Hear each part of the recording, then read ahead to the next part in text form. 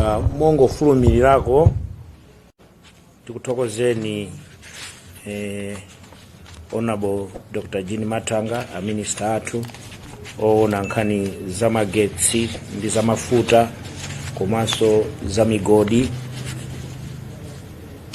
Ndingo kugawana nda Malawi mawu anu amene mafotokoza mchizungu pang'ono pokha mundilole nditero. Munayamba ndikupereka ulemu kwa minister a finance Honorable Joseph Mwanamveka amene ali pano, komanso a minister a Jabi Muhango oona nkhani za mtengatenga. Mawu anu amene mugawana nda Malawi tiyankhule nchichewa pang'ono. Nkhani ndi yakuti mafuta akwezedwa. Mafutawo akwezedwa kuchokera pa 20 January 2026. Kukwezedwaku kuli motero kuti petulo wachoka pa 3,499 kwacha pa lita kufika pa 4,965 kwacha pa lita. Diesel wachoka pa 3,500 kufika pa 4,945 kwacha pa lita. Nkhani ndikumafunsa kuti kodi zimene zachitika bwanji. Ndiye uthenga umene apereka a minister motumidwa ndi boma. Izi zachitika chifukwa chakuti mitengo imene timagulira mafuta kuchokera kunja, mitengoyo nayonso yasintha ikukwera. Komanso transport imene timanyamulira mafutawo kuchoka ku Gombe kapena kuchoka ku Dar es Salaam kuchoka ku Beira kudzafika kuno nawonso nawo akwezanso. Komanso nkhani yayikulu ndi nkhani ya ndalama yakunja. Popeza kuti mafuta amene timagula ndi ndalama zakunja, kuyipezanso ndalama yakunjayo kumakhalanso kuti kovutikira ndi kumakhala kuyipeza mokwererapo.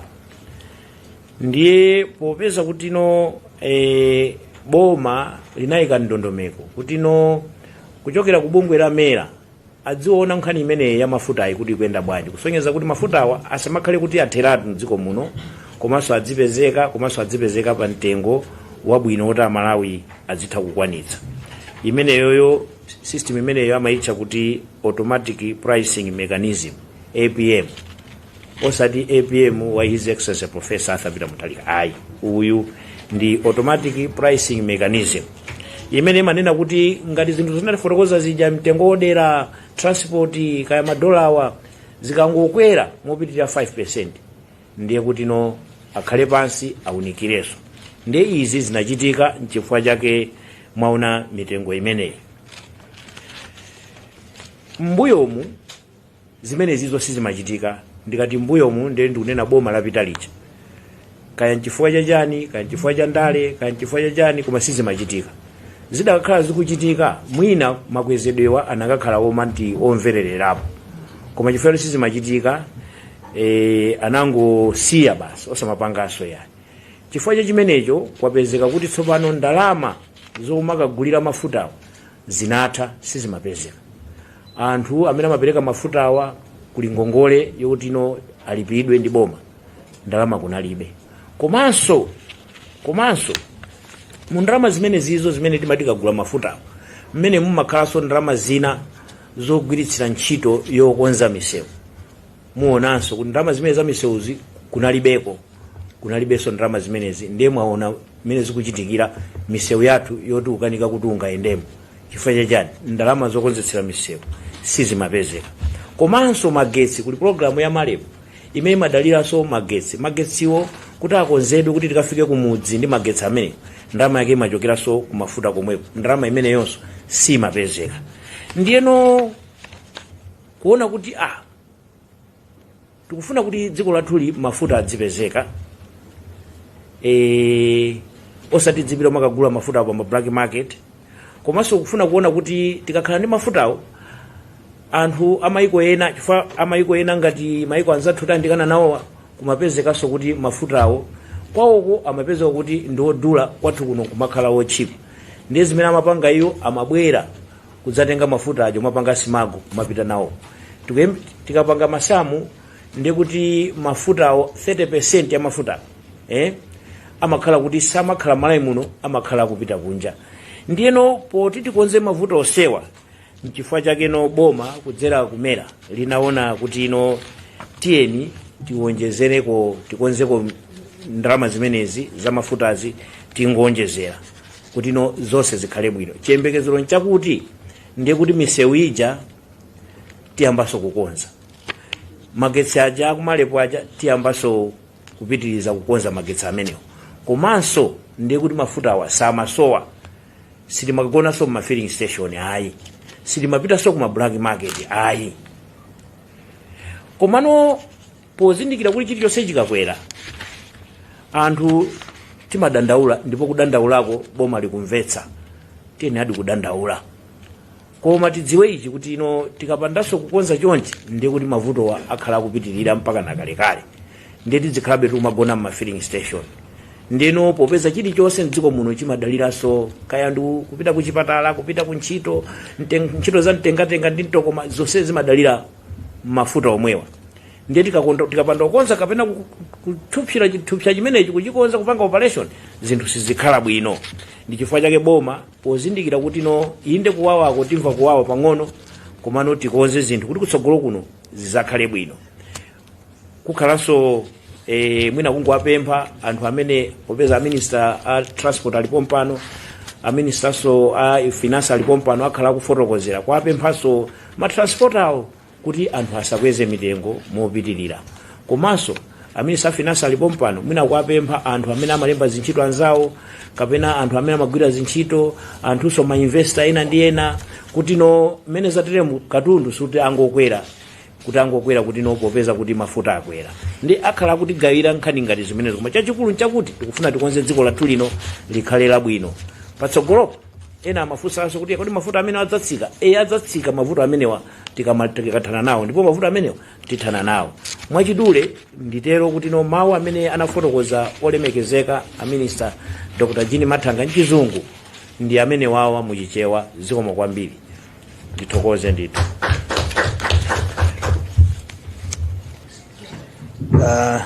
Zikomo kwambiri anduna azofalisa nkhani, ulemu anduna aza mafuta, komanso magetsi, komanso kwinaku za migodi, ulemu anduna aza chuma, alembi aku maunduna amene muli muno, mwachidule atulankhani.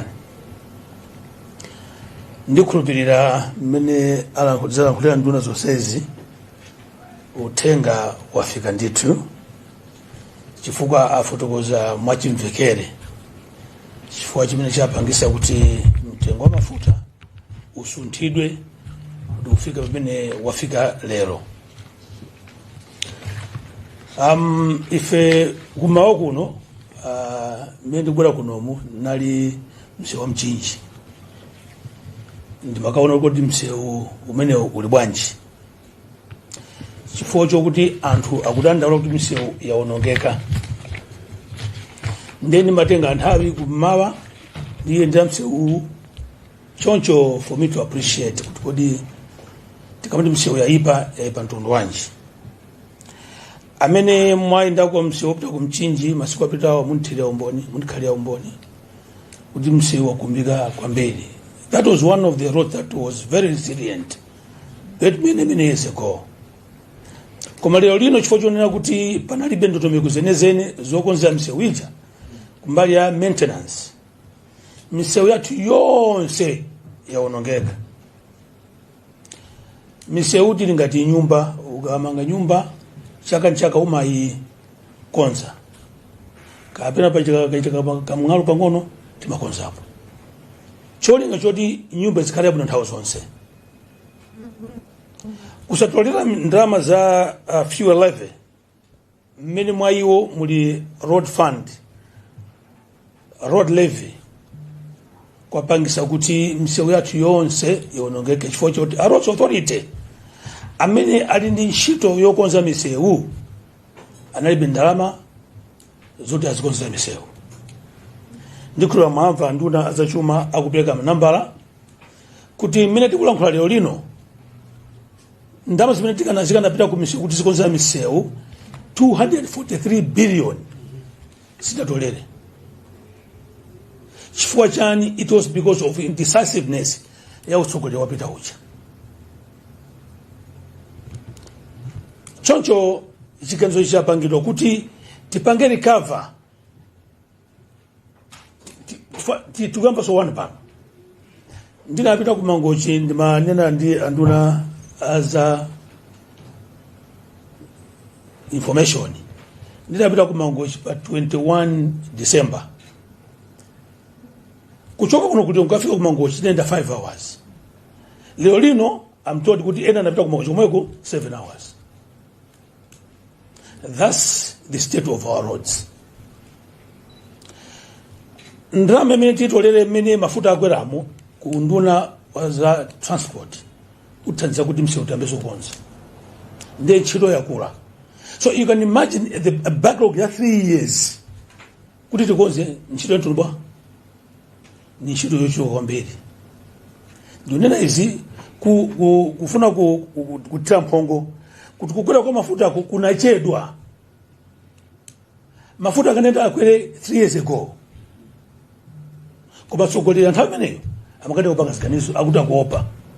Lero fo chama nthanza athu aja taposta mafuta akwere kamodzi mochulukirako ndiye zowawa zachuluka.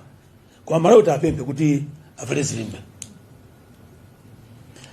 Akanena anduna azofalisa nkhani kuti isafika nthawi maybe the next 2 years tikakasusa sibanga stabilize muno bwino mtengo usataniso usatsika.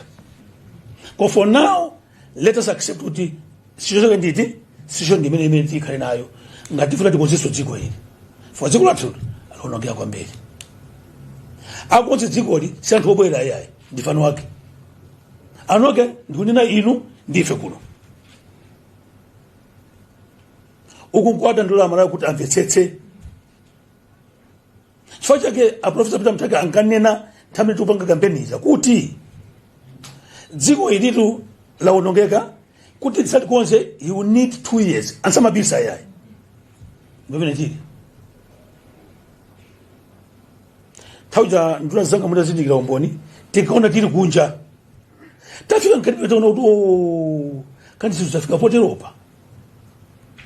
The winner ndi nzake tosefe remotes timange malamba nyingo tiduse ikhala yawawa kuma nyingo yabwino ikubweraso dziko lili konza okonza utsogoleri wathu Professor Peter Mutharika nduna zawo komanso amalawi wonse akufuna kwabwino.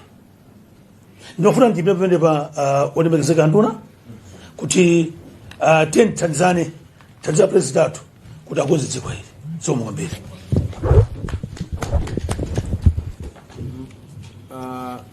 Dr. Jean Matanga kuyankhulapo ndizabweranso kwa inu amwanamvera kuti mwina mwafotokozera Malawi pamene tikugona mu filling station mwina zimene zizo zimaononga dziko mwa mtundu wanji pamene tikukhala kuti what is the impact yakuti no mafuta sakupezeka anthu momwe tikagwire ntchito tikalime kumunda tikugona mu filling station komanso impact on the economy ya transport system ikakhala kuti yaonongeka mmene yaonongekera zimakhala bwanji kwa mapeto pake akayankhula Mai Jean Matanga. Over to you, Mai Jean Matanga. Zikomo kwambiri ndimafuna ndingonjezerako kuna kuti ndadziwitse mtundu wa Malawi kuti zimene zakhala zikuchitika zaka zitatu zapitazi kusaonanso mtengo wa mafuta zinapangitsa kuti dziko lili ziyenda mwachibwana. Kaya muchizungu pamene kuti we are trading dangerously kutanthauza chani. Nafotokoza kuti mu July 2024 ndimene mafuta athu onse amene timasunga ku nkhokwe za mafuta anatha ndi mlebedi olodontho. Ubwino wake kufunika kwake kosunga mafuta mu nkhokwe ndikokonzekera kuti kodi patachitika kuti pachitika mavuto azanyengo mwina akapena mafladzi anamondo ndi zina zoterozo mafuta akanika kudutsa misewu kuti zikhala bwanji. kapenanso mwina zinthu za ndale political issues mwina unrest kwina kwake ngati zinadzachitika mawiki angapo apitawo ku Tanzania atavota panapezeka kuti kunali mpungwepungwe kenaka mafuta athu amakane kuti adzidutsa adzibwera kuno imene that was a shock in the system ndipo mafuta amakhala osayembekezera ambiri ndipo afunika kuti ngati dziko lira serious ndikuena khala ndi mafuta osunga mu nkhokwe ndeti pena kuti tizikhala panopa ndi nkhokwe zathu kuena kumasunga mafuta okwana 60 million liters panopa maganizo athu ndiona kuti tikwezenso tifike double that 120 million liters kupangira kuti zitakhala zachitika zina zake tidzathe kukhala ndithu miyezi ingapo tikumatenga mafuta ochoka ku nkhokwe koma zinachitika zali zinthu zoopsa kwambiri ndezapangitsa kuti mafuta adzingochoka kunjako kubwera kuno straight kuma filling station ndekuti hand to mouth which is dangerous ndekuti kungochitika kenakake ndekuti basa Malawi tatani tazisokoneza ndiyeno ndipafunikira ndithu kuti mitengo ya mafuta ilongosoke tithe kumakhala ndi mafuta okwanira ena tikasunge ku nkhokwe tikhale nawo okwanira ku nkhokwe kupangira pamawa ndimafuna ndionjezere chimenecho china chimafuna ndionjezere ni chakuti mena fotokoza anduna azachuma kunena kuti aonetsetsa kuika ndondomeko zingapo kunena kuti kodi tichepetse bwanji kuti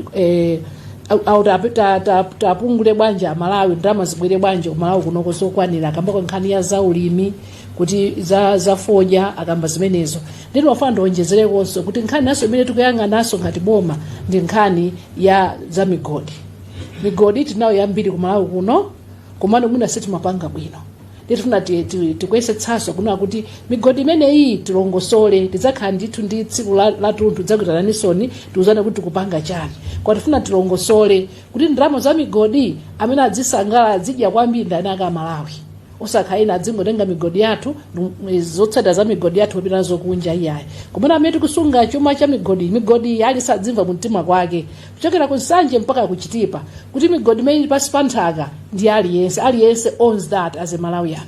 Therefore akabwera ngati ena opanga nawo business odzakumba migodi iwaja adzipanga koma yambiriyo idzikhala kuti ainaka Malawi apange benefit.